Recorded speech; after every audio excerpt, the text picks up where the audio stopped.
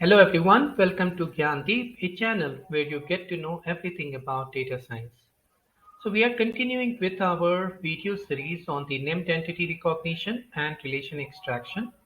In the previous few recordings, we actually discussed about the NER and relation extraction. What are these? What concepts are involved into it? Then we went about doing the data labeling for NER and RE using the Label Studio.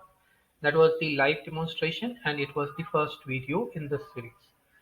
Then we went about building the custom NER model using the Spacey. So we started with the blank model of the Spacey and then we built the custom NER model using Label Studio data, raw data. Then the Spacey 3.x, the version 3 and above, they provide the transformers pipeline as well. So we added the transformer pipeline to the Spacey, and then in the subsequent video, we covered the custom NER using Spacey transformers pipeline. And in this session, we essentially intend to go about building the custom NER model using these transformers standalone. So we won't be using Spacey. But before that, a lot of important concepts involved into the data pre-processing aspects uh, when it comes to training the transformer model. So we'll start with some of those concepts, and in this video, we will essentially focus on the biotagging of the raw data that we get from the Label Studio.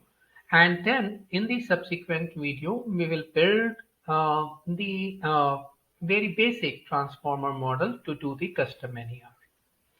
Okay, so let's get started with the code. So here is the notebook that we have been using and custom NER model using transformer, right? And if you remember from the previous video, we talked about the sample data, the raw data that was annotated with the help of Label Studio. So let's quickly have a glimpse of it. So my raw data essentially look like this. It has the sentence ID and the text. The text here is stating that the thousands of demonstrators have marched through London to protest the war in Iraq and demand, etc. Right? And this text was subsequently annotated on the Label Studio, and here is how the data looked like. So we have the sentence number here, which is the integer value, and then we have the text here, and then we have the label. Like in this case, there are three labels: 0, 1, 2, 1, and 2. And so essentially here, my first one is starting at the 48th character, then ending at the 55th, and the text is London, and then this has got the label of LOC. So this is my way the JSON is actually created. Okay, so we'll now go back and talking about the entities that we have used. So we have here four different entities: per, time, or, and LOC. Now this with this context, let's then get started with importing the different libraries which we'll be using. So we'll be using NumPy, Pandas, OS, JSON, TQDM to monitor the progress of the tagging that we do, or eventually the model that we build. Some of the libraries might not be useful in this particular session, right? But then subsequent session would be definitely requiring some of these. We'll use NLTK and we'll borrow the tokenizer from there. So we'll do NLTK.tokenize and we'll import word tokenize and send tokenize. Send tokenize will, as the name says, will tokenize the sentences, will give me the individual, it will give me a list with the individual sentences, and word tokenize will tokenize the sentence into the words. So we import them. And okay, so now let's quickly go through this very important concept when it comes to doing the NER using the transformers. And that is the concept of the bio labeling. Okay, so bio essentially stands for So it's essentially three different terms which have been clubbed together. B is the beginning of the level. I is the intermediate inside the level. Sorry. So it's essentially, if you see India Gate, this example, India Gate is a famous tourist place. In this case, B, India Gate, suppose that this is your level, then India is essentially the beginning of the level, right? And gate, it's continuing, right? It's in continuation. So gate is essentially inside the level, and that's why I and hyphen LOC is outside the level. So that's why it has got a tag of O. So now these in our case, it's a multiple different classes in which we need to classify the tokens, right? Four different classes. So that's why we need to tag them in this particular way, where we have B hyphen lock, I hyphen lock, and then followed by the outside entities. Okay, so the data that we had here from the level, the JSON data that we had, right, from the level studio needs to be now converted into this kind of a format where every token in the sentence should be getting the corresponding biotag, right? The B lock, I lock, or the O, similarly B per, B time, I per, those kind of the tags it should be getting. Okay, so now with this clear, now let's go about generating the biotag. So we have the file name here, the level underscore studio underscore annotated underscore JSON. The file name, we will again read the data just the way we did it last time. I'm not going to spend much time here. Um, so we get the train data. Let's see how the data looks like. So we have train underscore data 0. So we have the text here, right? And then we have the entities, and all the entities are present in the form of a list. Okay, so list elements, we have the first entity between 48 to 55th, and that is of LOC type, etc., etc. Okay, now let's come to the second part of it, and wherein we need to get the existing levels, right? So all the levels. So what we'll do essentially is we'll create a list of all the unique levels which are currently been annotated with, right? Uh, so we'll create an empty list here, and as we see, and then we'll create something called label dict, and this will contain the key value pairs where the key is the text that we identify to be carrying the entity related information, okay, or having some entity class, and then the value will be essentially the entity class to which it belongs. Okay, so that way we should be able to identify later as to which entity class a particular token or the entity related text belongs to, right? So that's why we are creating this level underscore ticked. Now we say that with open file name RP as FP training data JSON.load FP. So essentially we are reading the JSON, loading the JSON file, right? And then we are reading it for each of the mm, text in the training data.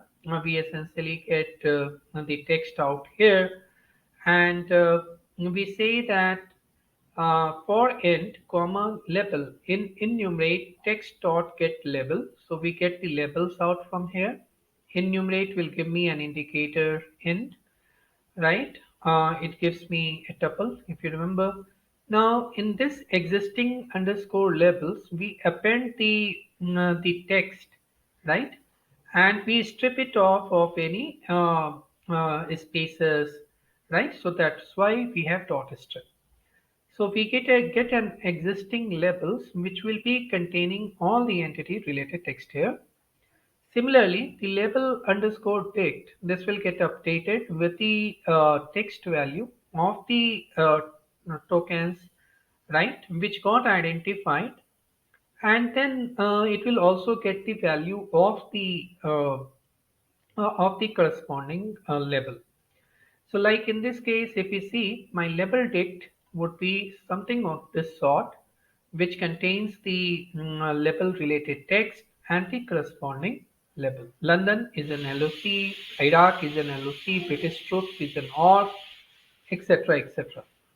Now, if I were to see how existing labels look like, then I can quickly print this. So we have these are the various labels that we identified to be carrying some entity related information. London, Iraq, British troops, etc. Okay, these entity existing underscore labels are nothing but the keys that we identified in label underscore dict. Okay, so now with these done, right, we will define essentially a quick function get underscore val. So wherein if my key actually matches to a particular token or a word, right, then I should be able to fetch the value of it. So I will take the value from the label underscore dict the different items, and basis wherever there is a match with the key, it will return me the corresponding value. Okay, so that's this function about. I'll check this. So if I were to use this with get val international atomic energy, then it gives me a value of org, which is correct in this case. Okay, now let's come to the actual tagging part. We'll create some of the blank lists here, like matched keywords or kwords, which is an empty list. Matched token is empty, unmatched, and label. We create the four different lists. Okay. Now, in this particular exercise or what the cell that we are in, we essentially intend to tag the text that we identified above with the respective bio tags, right? So that is what we are trying to accomplish here.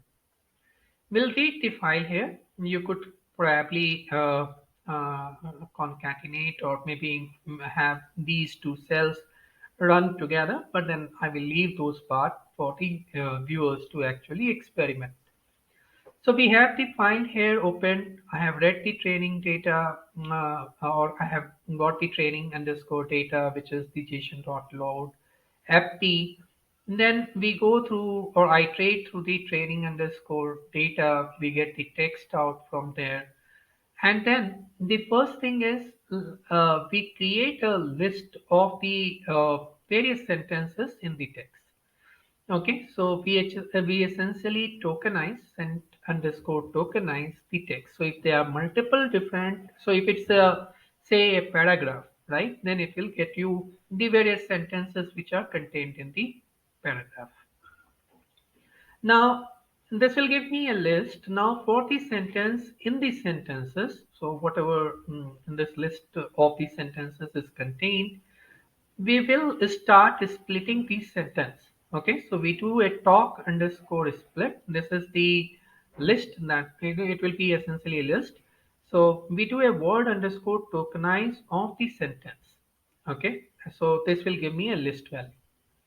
Now the so essentially say if we refer to the example above, right? Say India Gate is a famous tourist place, so it will give me this kind of a result. Like so, India Gate is a famous tourist place. All the tokens will be identified and they will be put in the form of a list. Okay, so now since it's a list, so we'll be able to get the length of the list as well. All right, so we do here we essentially identify a variable z. Okay, so z is right now we are using for tagging purposes. Okay, so this will essentially contain the information related to all the tags. So we initially give for all the tokens, we give the value of O itself, right? So that's what is happening here. We take the list element with a value or list with a single element and which has got O as the text, right? And we multiply it through the len of talk split. So say if it was 10, okay? So there were 10 elements under this particular list, talk underscore split. So what it will give you is a list with O along as the element, and there will be 10 such elements.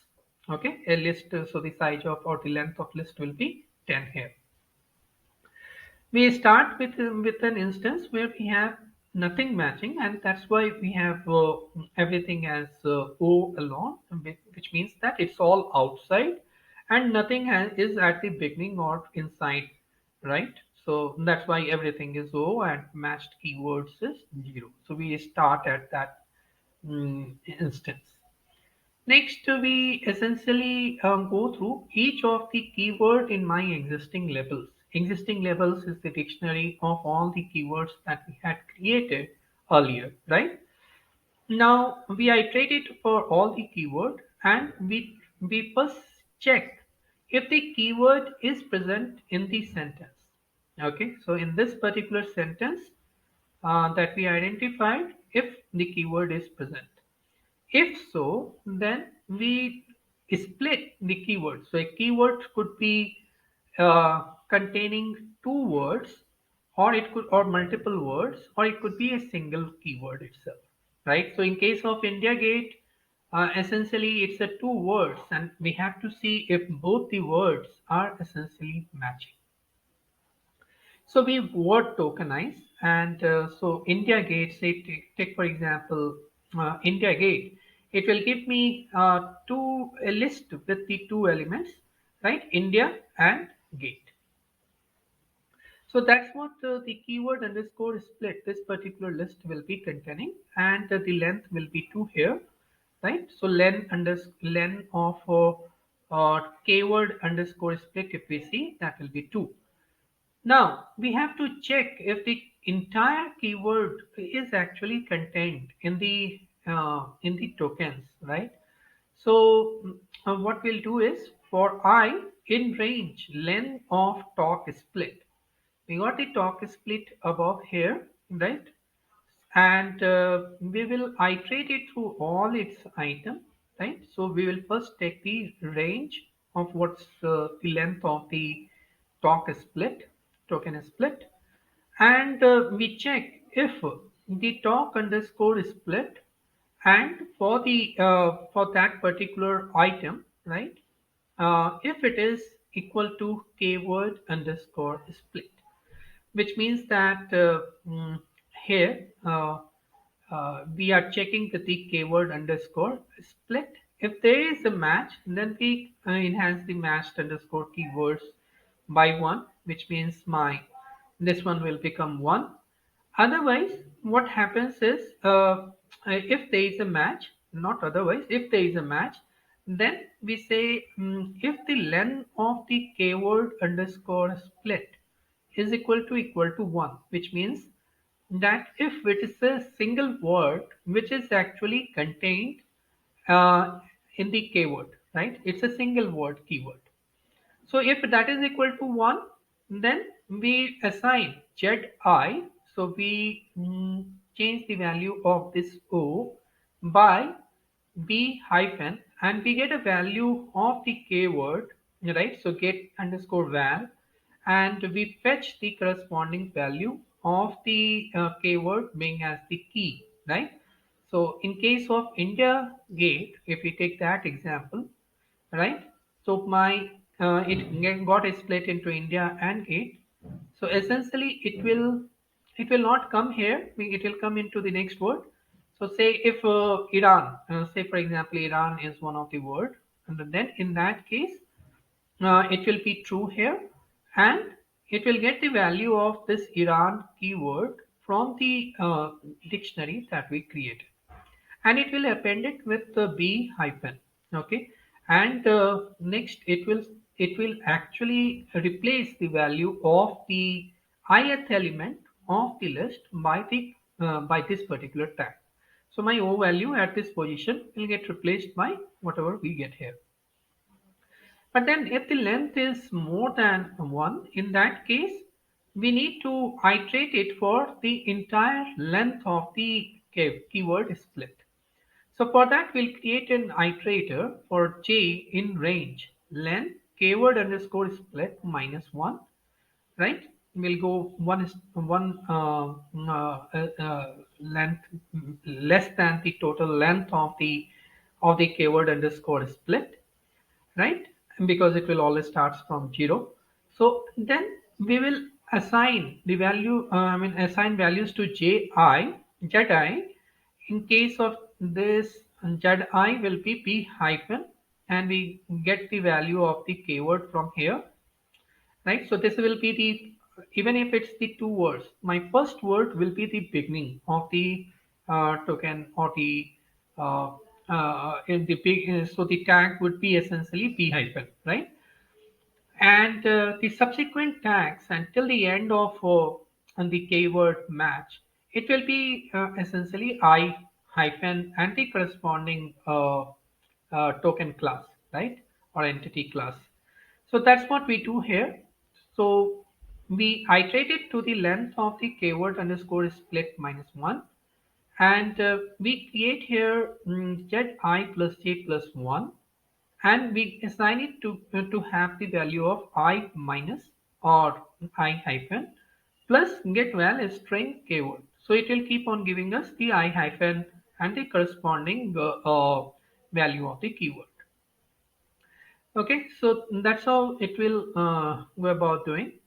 And if the matched keywords is greater than 1, then I will essentially get the labels minus 1 as Z. So we essentially store the values for everything that we got identified at this point, right? So my all the empty lists, they will get filled here. Okay, I will leave you to actually decipher as to how we essentially get these mashed tokens and then mashed keywords. So what kind of value these variables will be essentially containing here. Okay, so now let's quickly see as to what kind of result that we have got here. So we have the labels. So we'll see labels or label. So you see, label is my dictionary, sorry, list, and it's essentially containing the different tags and block. So it's essentially containing the information depending upon the text that it was tagged for, right? If I were to see the text, then we can see the sentence, or maybe not the sentences. So what the way we have to do it is, maybe we'll take training data. Okay, let's check for one of the sentences. So we'll take training underscore data, and so that will give me the first thing, and then we'll get the text from here. So we'll do a get text. Okay, so we do here, and so my first text was thousands of demonstrators have marched to London to protest. And let's see the corresponding level. So the corresponding level is this. Let's try to see. So thousands of demonstrators have marched through London. So London is essentially tagged here as B hyphen LOC, which is correct. Then to protest the war in Iraq. Okay, so B hyphen LOC, which is again correct. Okay, so similarly, we have the rest of the things. I think B org is essentially British troops. Okay, so let's check this as well because it has the different tagging here.